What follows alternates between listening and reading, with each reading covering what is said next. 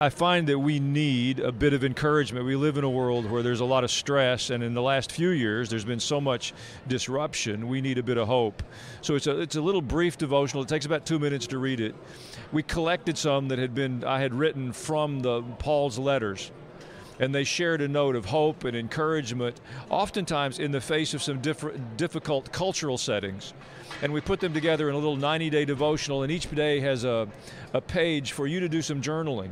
So you can kind of keep pace of what's happening in your thoughts and your spiritual life over a 90-day window. 90 days helps you build a new habit.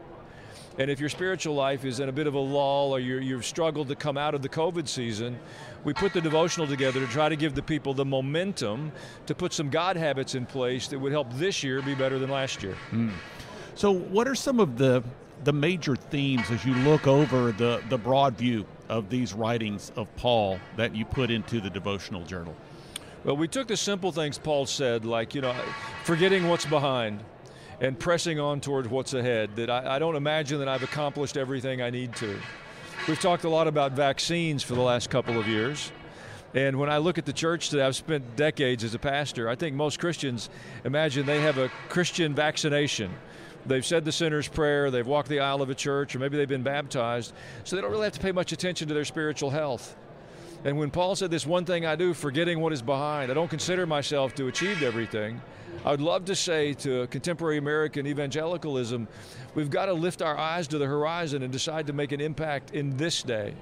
And Paul's letters, I think, give us a tremendous amount of encouragement and spiritual motivation with the biblical authority to go to be that kind of people. Alan Jackson joining us today here on the Meeting House on Faith Radio from Alan Jackson Ministries, World Outreach Church in Middle Tennessee, joining us here at Faith Radio Meeting House Media Central at the 2022 National Religious Broadcasters Convention in Nashville. So, Pastor Jackson, as we conclude our conversation, I want to kind of merge these two streams. We've had two parts of our conversation thus far. We were talking about what was going on in the world, and I guess you could say part two is what was going on, or what is going on in the Word. In other words, what the Apostle Paul has to say. So now let's mash those two together. Let's merge them. How do we merge what's going on in the Word, the words of the Apostle Paul specifically, as you elaborate on them in this book, with what we see going on in the world today? Absolutely. Well, in Ephesians 6, Paul said we're not wrestling in a wrestling match with flesh and blood, but with principalities and powers and spiritual forces of wickedness in the heavenly places. And I think what we're watching in our world really is not about a pandemic. It's not about a virus from Wuhan, China.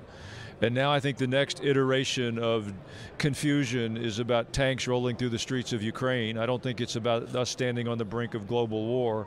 I think underlying all of that, there's a spiritual battle raging in the earth. And what I pray that God's people awaken to is the authority that's invested in them in the name of Jesus and the authority of His shed blood. And we'll take our place. A politician isn't going to save us, or a political party isn't going to save us. We desperately need a heart change, and that begins in the church. The one organization Jesus said He was committed to building was the church. In Matthew 16, He said, I'll build my church, and the hell itself won't be able to withstand it. And I want the people that are listening, your loyal friends, to understand the tremendous authority that God has invested in them. Their names may not be registered in Washington, D.C., and they may not be on the evening news, and they may not all get to do an interview with you on the radio or a podcast, but the King of Kings and the Lord of Lords and the Creator of all things knows them by name, and He will listen to their prayers and the cries of their heart, and their words have a spiritual authority. If they will be the church, we'll see God move in our nation and in the earth. It's a time of tremendous hope.